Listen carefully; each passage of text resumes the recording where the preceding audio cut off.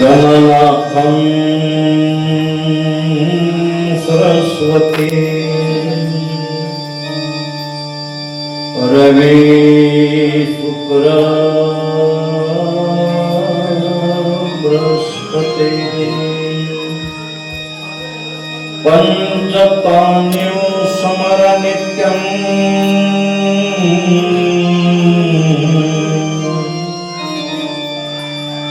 वेदवाणी प्रवर्तते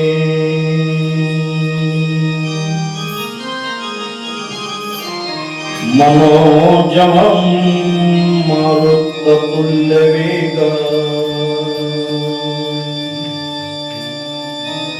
जितेन्द्रियं बुद्धिमता वरिष्ठा वातात्मजं वन्मरुक्षमुख्यं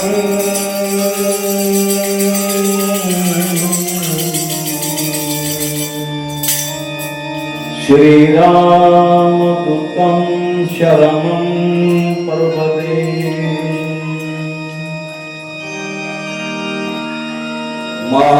महायोगपीठे तटे भीमरथ्याम् वरं पुण्डरीकाय दातुं मुनीन्द्रे समागत्य तिष्ठन्तमानन्दकन्दम्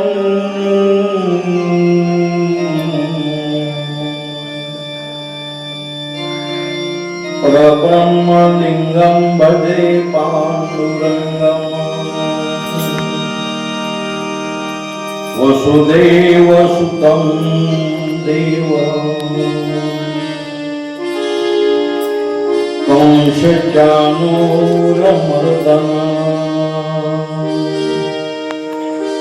देवकी परमानन्दं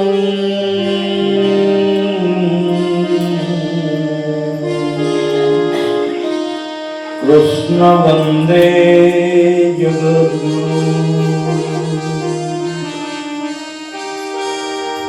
मुखं करोति वाचां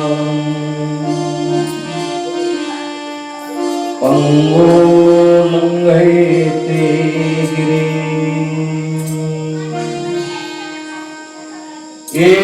एतत्कृपातमहं वन्दे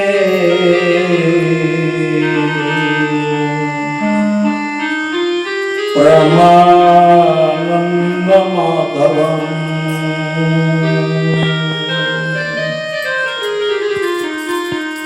कराग्रे वस्ते लक्ष्मी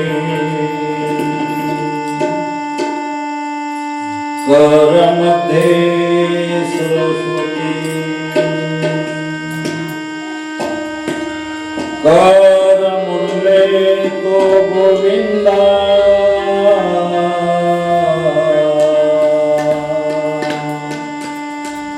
प्रभाते कर दर्शना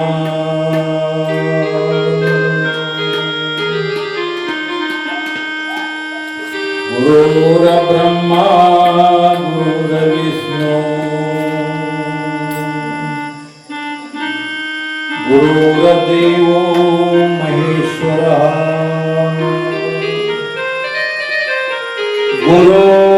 गुरुर्साक्षात् परब्रह्म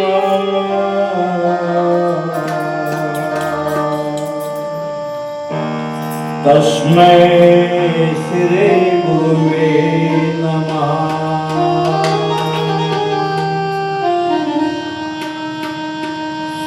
सत्संगेन परं प्राप्ति दुस्तर करते चिरात्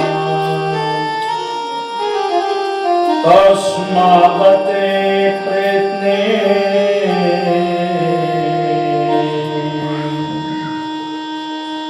सत्संग सतत कुरु।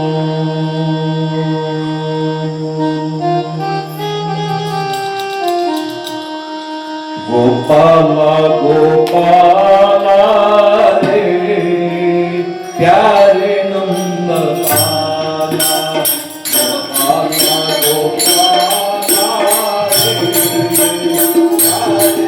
नंदलाला गोपाला रे प्यारे नंदलाला गोपाला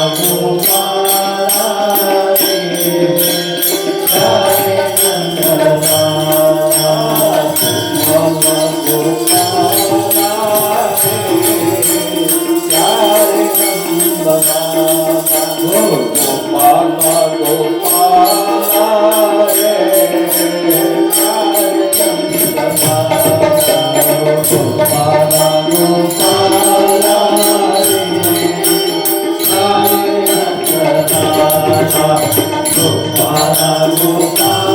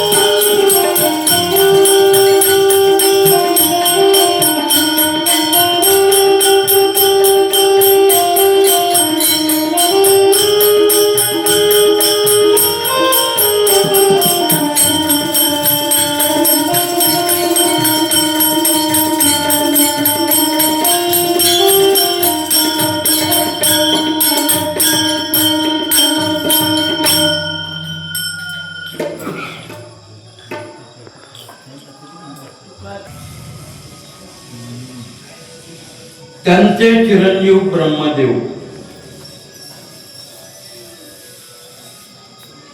ब्रह्मदेवाचे चिरंजीव वशिष्ठ प्रभू रामचंद्राचे गुरु वशिष्ठ वशिष्ठांचे चिरंजीव सत्कीर्ती सत्कीर्तीचे चिरंजीव पराशर मुनी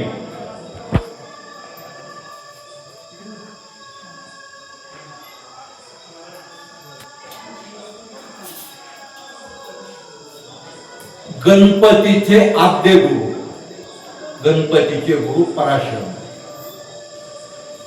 पराशरांचे चिरंजीव व्यास भगवान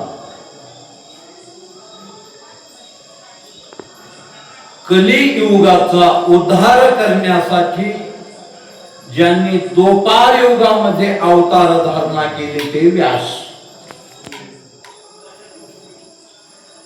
आणि व्यासांचे चिरंजीव सुखदेवजी महाराज.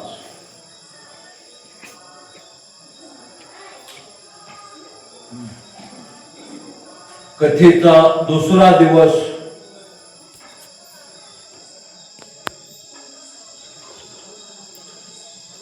सुखदेवजी महाराजांचं आगमन झालेलं आहे. परीक्षिती राजा कथा श्रवण करण्यासाठी बसलेला आहे. महाराज आले म्हणून परीक्षिती राजा त्यांच्या चरणावर नतमस्तक झालेला आहे.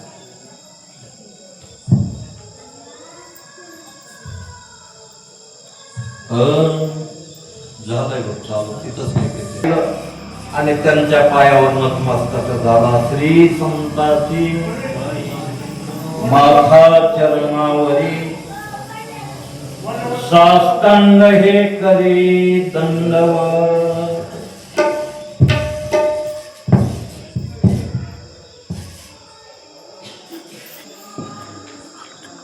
नैमिष्य अरण्यामध्ये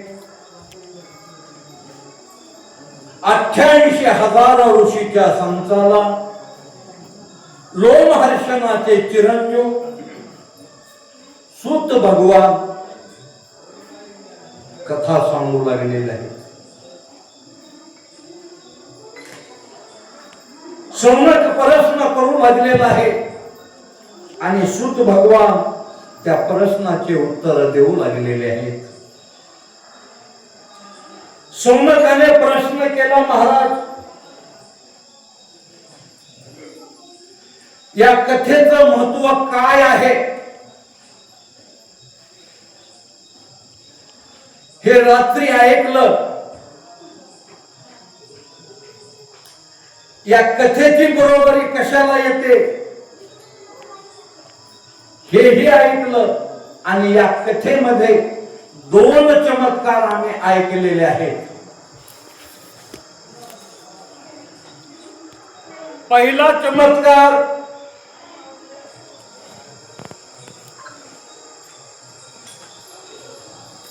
ब्रह्मदेवाने श्रीमद भागवत महापुराणाची तुलना करून पाहिली. 4 वेद, 6 शास्त्र आणि 17 पुराणांनी एका पुराणाची बरोबरी केली नाही.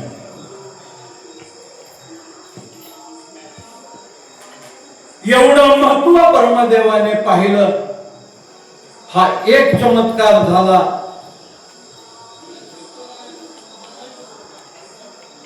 2 वयोवृद्ध झालेले ज्ञान आणि वैराग्य.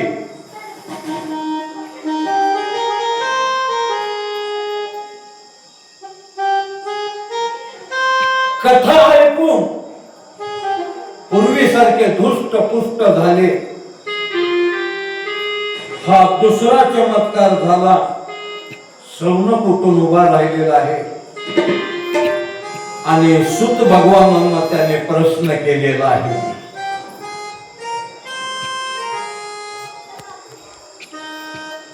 हा केलेला प्रश्न, दिलेलं उत्तर आणि तुम्ही केलेलं श्रवण याचा काय फायदा आहे सूत भगवान सांगू लागले. हरी करील जो प्रश्न सांगेल जो कथा, करील जो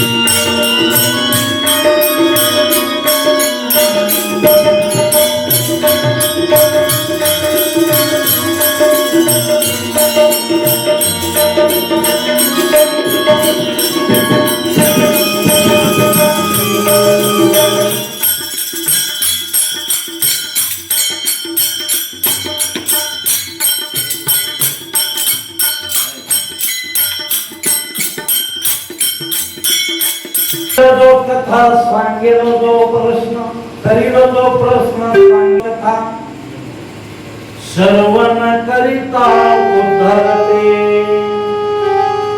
सूत भगवान सांगू लागलेले आहेत. ज्याने प्रश्न केला, ज्याने प्रश्नाचे उत्तर दिले,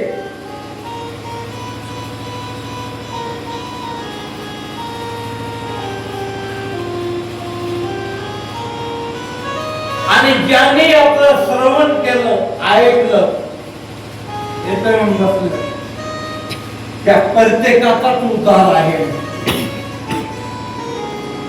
सर्वनाचे विषय सर्वनाचे विषय बैसावे येवनी साम्राज्य भुवनी सुखे नांदे. याचा हा पहिला फायदा आहे. म्हणजे गंगा गंगा काय आहे. सूत भगवान सांगू लागले, गंगेचा उगम हिमालयातून झाला. गंगेचा उगम हिमालयातून उगम झाला. हिमालयातून गंगा निघाली.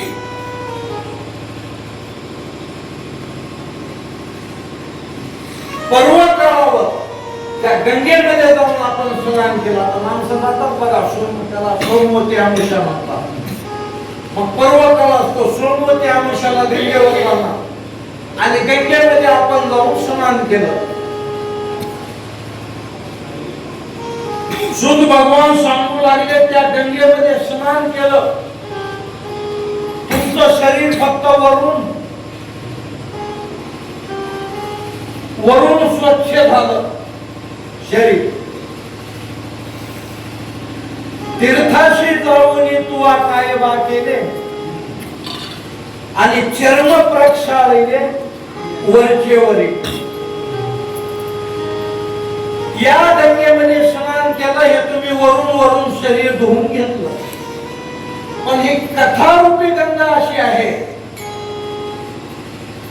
या गंगेचं जर स्नान झालं, स्नान म्हणजे श्रवण करणं, ही जर कथा ऐकली म्हणजे हे एक प्रकारचं स्नान सांगितलं शास्त्रानं. याच्यामध्ये जर स्नान झालं तर आतून निर्मळ होत आहे. आतून ही हिमालयाची गंगा वरून निर्माण करते, पण ही कथारूपी गंगेचा जो ओघ आहे हा आतून निर्माण करतो आहे. आतून तो नुसता निर्माणच करतो का? नाही. म्हणजे आतापर्यंत जेवढे आपले पूर्वज गेलेले आहेत या सर्व पूर्वजांचा उद्धार करणारी ही कथारूपी गंगा आहे. तयाचे उद्धवती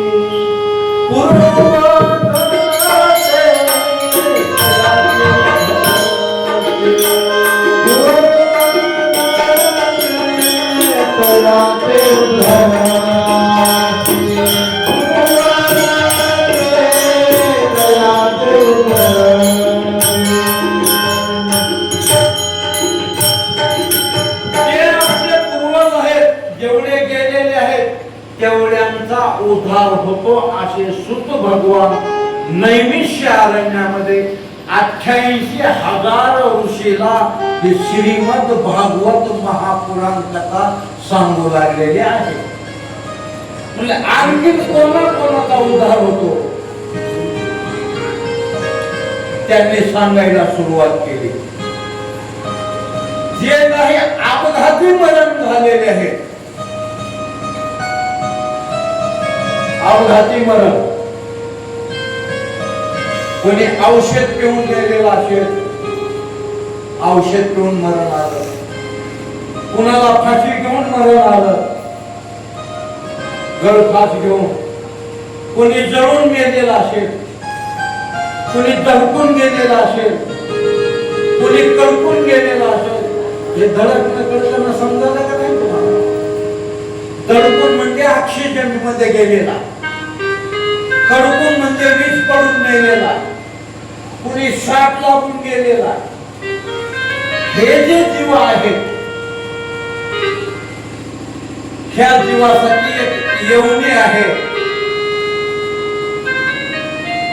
ती येवणी म्हणजे पिशाच येवणी आहे.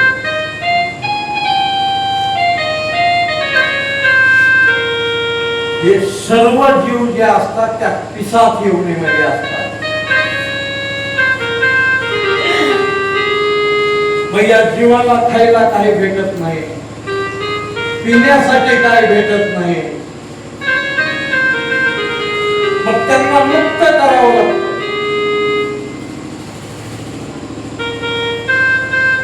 त्यांची मुक्ती केली मग तो आत्मा जो आहे मग त्याच्या कर्माप्रमाणे वैकुंठाला जाईल, कैलासाला जाईल, स्वर्गाला जाईल. आपल्या कर्माप्रमाणे त्या आत्म्याला मुक्ती मिळते. पण त्या आत्म्याला मुक्ती मिळत असताना त्याचा पुढचा प्रवास जो आहे तो सुरळीत प्रवास होतो त्याचा. आता आपला जो जीव आहे हा जीव या पुढीतून निघून गेला. जीवाला मरण नाही, जीव अमर आहे. फक्त जीव या कुडीला सोडून देतो आणि या कुडीतून बाहेर निघून जातो.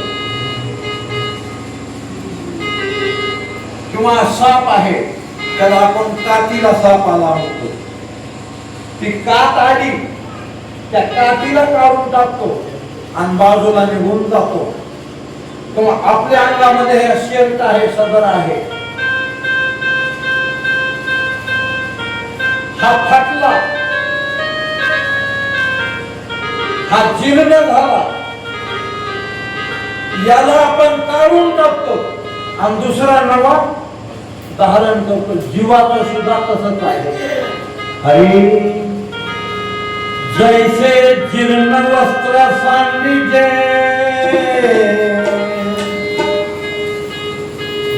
मग नूतन वेढीजे, तैसे देहांतराते स्वीकारिजे चैतन्य नाथ माथे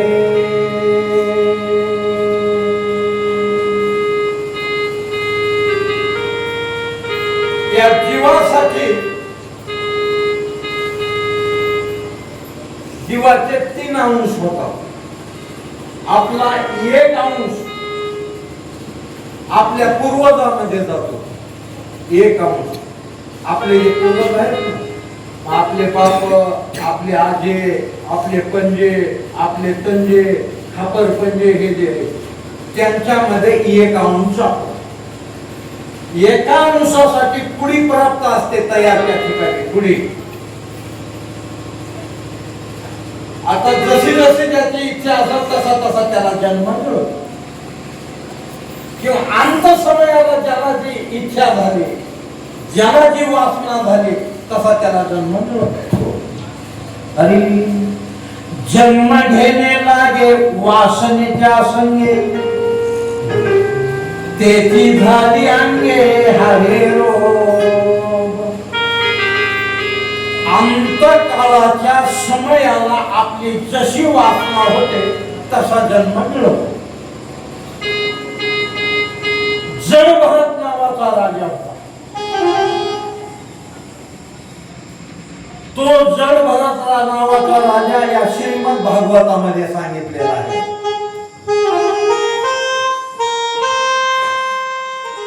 एक राजा रामायणामध्ये सांगितलेला आहे. भरत राजाचा आहे तो रामाचा भाऊ. आणि एक राजा महाभारतामध्ये आलेला आहे.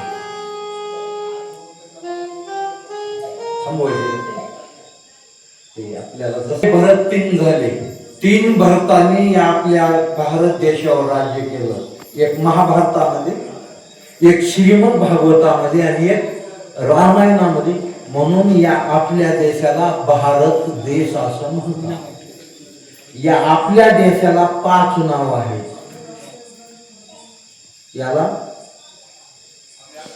5 नाव आहेत. त्याच्यातलं भारत, भरत राजाने राज्य केलं म्हणून भारत. तो भरत राजा होता.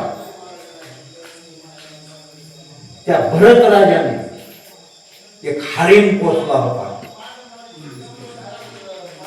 आणि तो हरिण एवढा लाडका, आता ते मुक्त जनावर आहे, तुम्ही जेवढा जीव त्याला लावा तेवढं ते लाडकं बनत. तो जो हरिण आहे त्याने सांभाळला. आता तो हरिण त्याच्याकडे कसा आला, त्याचा मुद्दा निर्माण होतो. हा जडभरत नावाचा राजा गंगेला स्नान करण्यासाठी गेलेला होता. आणि एक हरिण वेळेला झालेली ती पाणी पिण्यासाठी गंगेवर आली. हरिण पाणी पित असताना वाघाने पाहिली आणि वाघाने डरकाळी फोडली. डरकाळी वाघाची ऐकली की हरणीचा गर्भ पळवा. ते भरत राजानं पाहिलं. त्या जड भरत राजानं तो हरणाचं पिलो उचलून आणलं आणि त्याचा सांभाळ केला. सांभाळ करून ते लहानाचं मोठं केलं. आणि काही कालांतराने त्या भरत राजाचा अंतकाळ जवळ आला. अंतकाळाच्या समयी माणसाला जी इच्छा होते त्या इच्छेप्रमाणे त्याला जन्म मिळत असतो. आपला जर अंतकाळ आला आणि अंतकाळाच्या वेळेस आपल्याला जर इच्छा निर्माण झाली, गावामध्ये कथा होत होती आणि मी कथेला जात होतो, आता माझा अंत समय आला, आता माझं कथा ऐकायचं राहिलं म्हणलं की पुन्हा माणसाचा जन्म तयार असतो. का अंती जयाची मती तया शेवटी त्याची गती. अंत समयाला, पण अंत समयाला देवाचं नाव जर मुखात आलं, अंतकाळी ज्याचे नाम आले मुखात तुका म्हणे सुखा पार नाही. तो देवच झाला म्हणायचं. देवच होऊ जे म्हणते ते देवच होते. हो म्हणते ते होते. देवच एवढा नरदेह आपला दुर्लभ आहे, एवढा चांगला आहे आणि तो आपल्याला प्राप्त झालेला. नरदेह निधान लागले हाती. निधान म्हणजे हांडा, भांड हे सापडलंय, पण त्याचा उपयोग कसा करायचा, जनादाकडे जाऊन करायचा का मंदिराकडे येऊन करायचा, ते फक्त कळालं पाहिजे. आता बरेचसे जण करतात. आता तुम्हाला कळालं, तात्याला कळालं, तात्याला मंदिर बांधलं. तुम्हाला कळालं, तुम्ही बी मंदिर बांधलं. तुम्हाला कळालंय, तुम्ही अन्नदान करायला, परमार्थ काय तुम्हाला बी कळालाय. आणि तुमचं बघू बघू मला बी कळालंय. आपण याही वर्षी पुण्यतिथी करायचं. आता ह्यांना म्हणावलं 7 दिवसाची करा, पण ते आमचं थोडं उलट झालंय. आम्ही बांधकाम चालू केलंय, सगळं समोर लागलंय. आता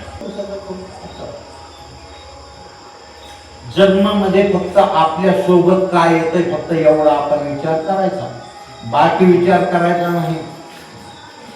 ते मायेचा बाबा आहे. तुका म्हणे आईचे मायेचे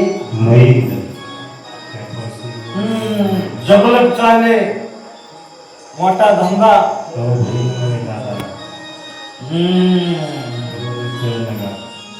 जो वरी चढ तो वरी म्हणते माझा. मानिती लहान थोर देह सुखातिया राजा. इंद्रिय मावळले आला माझ्या.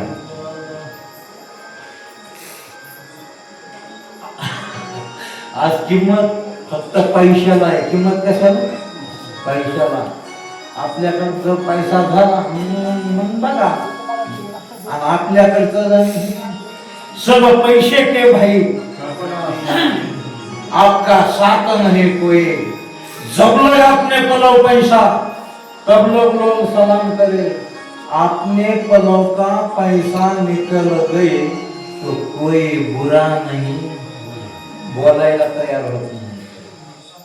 म्हणून तो सांभाळ केला आणि अंत समयाला म्हणू लागला आता माझ्या हरणाचं राजा हरणी गरबा गेला.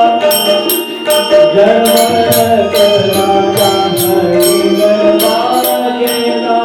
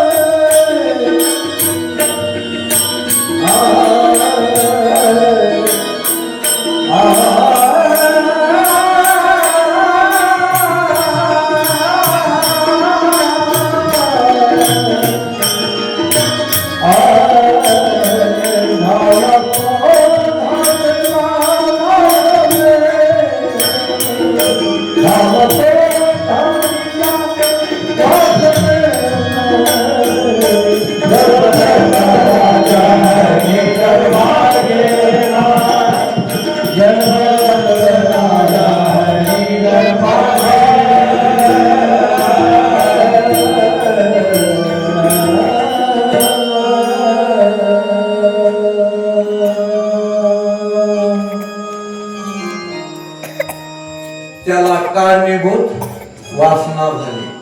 आता ही जे कथा लावलेली आहे आपण श्रीमद भागवत कथा, आपल्या गुईंचं गतवर्षी अपघाती मरण झालंय त्याच्यासाठी आहे. आणि त्याचा जीव बाहेर निघण्यासाठी महत्वाची कथा, त्याला काढण्याची खरी कथा ती आज आहे.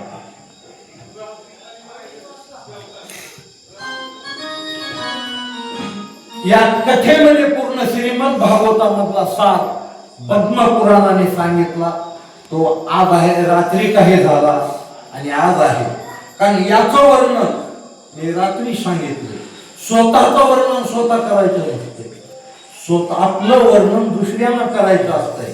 म्हणून 18 पुराणापैकी 4 वेद, 6 शास्त्र आणि 17 पुराण आहेत, त्यांनी याचं वर्णन केलंय. त्याच्यामध्ये पद्मपुराणाने सुरुवातीला याचं वर्णन केलेलं आहे आणि शेवटी स्कंद पुराणाने याचं वर्णन केलेलं आहे. आणि मग मधामध्ये आहे श्रीमद भागवत पुराण. म्हणून 2 चमत्कार आपले रात्री झालेत, आपण इथपर्यंत आलो. बरोबर आहे 2. आता तिसरा काय चमत्कार झाला? आता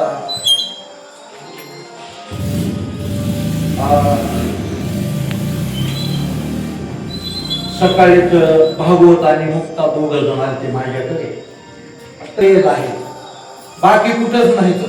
आणि हे प्रत्येकाला माहित नाही. हे पीठ पाळायला त्यांना विचारा, ते एक आहे आणि दुसरी पितृगाय. आता तुम्ही तीर्थयात्रा केलेले ते तुम्हाला माहित आहे. हे येडे लोक घरी बसलेले आम्हाला दक्षिणा श्रीमंत असतंय.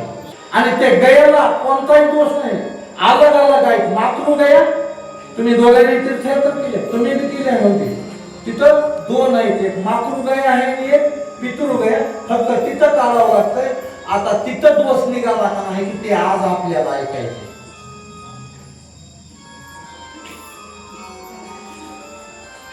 सुध भगवान सांगू लागले. शौनकाने प्रश्न केला की हा दोष काढायचा आणि या जीवाचा उद्धार करण्यासाठी आम्हाला काय करावं लागेल, एवढी आपण माहिती आम्हाला सांगा, असा प्रश्न. आणि कथेचा नियम आहे 88,000 ऋषी होते. किती? 88,000 ऋषी कथा ऐकत होते नैमिषी अरण्यामध्ये. आम्ही तात्या टाके तुम्हाला पैसे देऊन, आता तिथं भागीरथी आहे. आणि ती भागीरथी म्हणजे ती अशी नाही, आता त्याला बोलत बसलो का मला तुम्ही उगाच 10 तास काही होत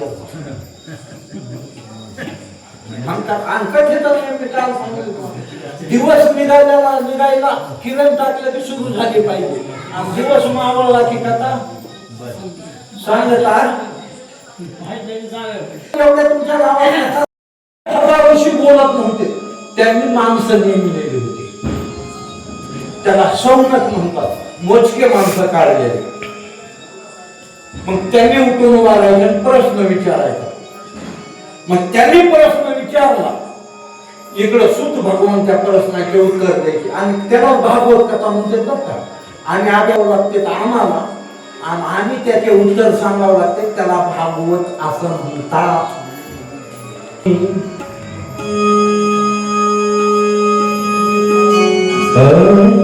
राधे राधे श्याम सुंदर, राधे राधे श्याम सुंदर, राधे राधे श्याम सुंदर, राधे राधे श्याम सुंदर,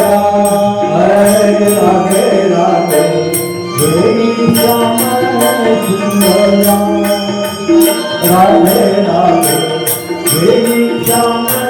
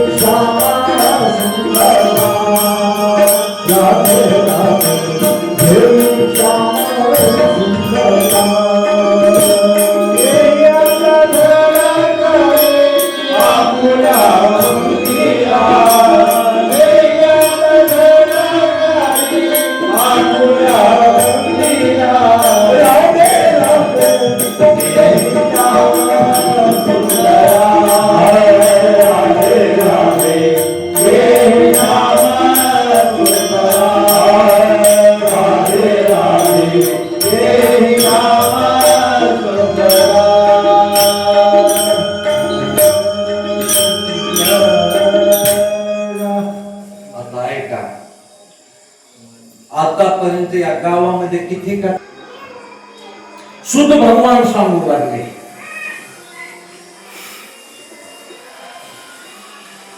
तुंगभद्रा नदीच्या काठावर उत्तम नावाचं गाव आहे. तुंगभद्रा नदी म्हटलं की तुम्हाला भागवतकार सांगतो तुंगभद्रा नदी. आता आव्हाड महाराज तुम्ही रोज कथा वाचून आला. तुंगभद्रा महाराजांनी काय सांगितले? नदी सांगितली. किती नद्या सांगितल्या? एकच नदी सांगितली. त्याला नाव किती आली? तुंग आली, नाव किती आली, आणि नद्या किती सांगते महाराज? कशाला हा नदी आहे आणि भद्रा नावाची अलग नदी आहे. ह्या दोन नद्या आहेत, त्या दोन्हीचा संगम झाला म्हणून त्याला तुंगभद्रा. जसं आपल्या इथं 3 नद्याचा संगम आहे ना, परभणीच्या पलीकडून त्याला 3 धारा म्हणतात. पुन्हा इथं कर्नाटक मध्ये तिथंही 2 नद्याचा संगम आहे. पुन्हा कर्नाटकामध्ये संगमाला संगम म्हणून संगम नाव आहे त्याला, संगम किंवा संगम, तिन्हीचा संगम तिथं आहे. तसा दोन्हीचा संगम तिथं आहे.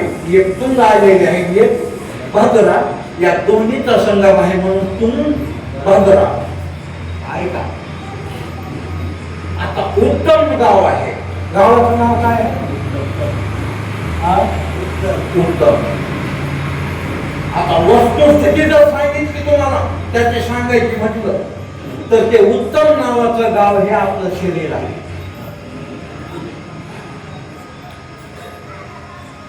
ते गाव म्हणजे आपलं शरीर आहे.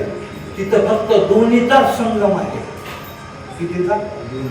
दोन्हीचा. पण याच्यामध्ये किती गंगा किती नद्या आहेत की खरं ह्या संगमावर हे गाव वसलेलं आहे. आता त्याचा जर खुलासा काढायचा म्हटलं तर ते मग ज्ञानेश्वर महाराजांच्या भाषेत काढावं लागत. काट्याच्या आणीवर वसविले 3 गाव. काट्याची आणि म्हणजे काट्याचा शेंडा. काटा माहिती आहे की काट्याचा शेंडा. महाराज म्हणतात त्याच्यावर 3 गाव बसविली बसतील का. आणि त्याचा अर्थ करावा लागतो. जो जाणे तो त्याला बरोबर भेटा लागतो अर्थ करायला. मग त्याच्यावर 3 गाव बसविले तर त्याच्यातले 2 वसाड झाले तर एक वशेषणा. वशेषणा तिथे आले 3 पाहुणे, 2 मुख्य तर एक बोलेचना. बोलेचना तिथे आले 3 कुंभार. फार गमतीच जाऊ द्या. तर उत्तम म्हणजे आपलं शरीर आहे. याच्यामधल्या ह्या नद्या आहेत हे पवित्र आहे, म्हणजे संगत नाही माणसाला. म्हणून दृष्टांत, आणि तो दृष्टांत कळण्यासाठी सिद्धांताचं निवेदन केलेलं आहे. सिद्धांत, त्याला सिद्धांत द्यावा लागतो. म्हणून अगोदर कळण्यासाठी दृष्टांत, आणि हा दृष्टांत सिद्ध झाला त्याच्यासाठी सिद्धांत.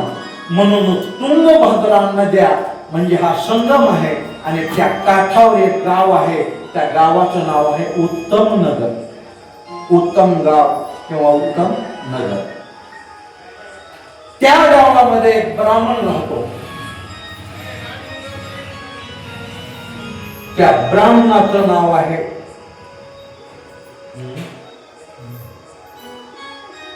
हटफट बोलत चला. त्या ब्राह्मणाचं आहे नाव आत्मदेव. राहतो कुठं? उत्तम नगरामध्ये. उत्तम म्हणजे काय सांगितलं मी तुम्हाला? शरीर. मग आत्मदेव राहतो. आत्मदेव शब्दाचा अर्थ आहे आपला आत्मा. शब्द तुम्हाला समजून देतो. नाही समजलं घरचा महाराज आहे, उठून उभा राहून विचारायचं. आणि हे समजलं नाही पाहिजे कारण हा शब्द तर तुमच्या कानामध्ये फिट झाला, तुमचा उदाहरण झाला. कारण त्याला श्रीमद भागवत महापुराण म्हणतात. एवढं महत्व त्याच्यामध्ये आहे.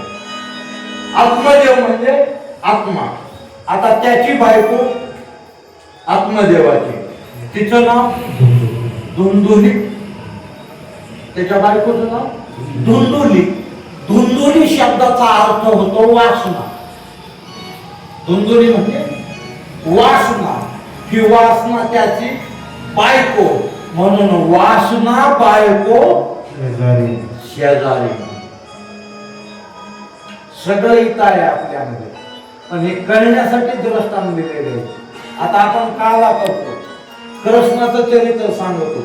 खरं जर कृष्णाचं चरित्र सांगितलं की तुम्ही म्हणता महाराज आता आपला कामातून गेला, ह्याला काही जमना, कारण ते सखोल ज्ञान आहे आणि लोकांना ज्ञान जमत नाही, जमत नाही. खरं जर चरित्र सांगितलं एकाला जमत नाही, मग त्याला ते सांगावं लागत आहे. अशा राजाचा लेकरू आहे आणि त्याला कोणत्या गोष्टीची कमतरता आहे चोरी करायला. बरं चोरी केली म्हणा तर दही तुझं तू चोरीत असते ती. म्हणजे असलं सांगितलं तर तुम्हाला पटत आहे, खरं सांगितलं पटत नाही. गेलं कामात. त्याच्या एकट्याच्या 9 लाख गायी आहेत. किती लाख? 9 लाख. आणि त्या गायी म्हणजे आपल्या गायीने गिलासात दूध काढायचं नाही. एक गायीचं दूध काढायला बसलं की माणूस कटाळून उठून बाजूला जायचा, दुसरा माणूस येऊन तिथं दूध काढायला बसायचा. एवढ्या दूध देणाऱ्या गायी, आपल्या घरी लोणी होतं त्याला एवढा डबा असतो, त्याच्यात ते एवढा गोळा काढून त्या डब्यात ठेवतो. त्याच्या घरी लोणी ठेवण्यासाठी हौद होती. काय होती? हौद. मग आता खरं सांगा, ज्याच्या घरी हौदाचे हौद आहे आणि ते तुमचं एवढं लोणी चोरायला येतं का? आता गणपती झाला की मग सांगते, उगा विचार करा तुम्ही, ज्या आदिमाया शक्तीनं हे ब्रह्मांड निर्माण केलं ते माया आहे. मग त्या पार्वतीच्या 2 दाशी होत्या आणि त्या दाशीने पार्वतीचा अंग चोळलं आणि त्याची मळ काढली. बरोबर आहे? आता तुम्ही कथा ऐकतो, गणपतीचा जन्म असाच आहे. आणि मग त्या मळीचा एक पुतळा तयार केला. पुतळा तयार करायला तेवढी मळ निघायला त्या पार्वती मातेला आदिमाया शक्तीनं किती मग म्हणतो आमचा महाराज कडू आहे, मला नाही असलं खपत माया खेळ करणारी किती वर्ष आंघोळ केली तेवढी मळ काढायला. त्याचा अर्थ कर म्हणावा, त्याचा अर्थ आत्मदेव वासना आणि आत्मदेव धुंदुली इथपर्यंत वापर. हेच विशेषण आहे. खरे विषय इथं आहे, ते सांगितलं की तुम्हाला पटत नाही, म्हणून तुम्हाला पटण्यासाठी हे सांगावं लागत आहे. तुंगभद्रा नदीच्या काठावर उत्तम नावाचं नगर होतं. त्या नगरामध्ये आत्मदेव नावाचा ब्राह्मण राहा असे. आता हे ज्या गोष्टी आहेत, आपण देवाला नाव ठेवत आहोत. चांगलं झालं की आपण केलं आणि फिसकलं की देवानं.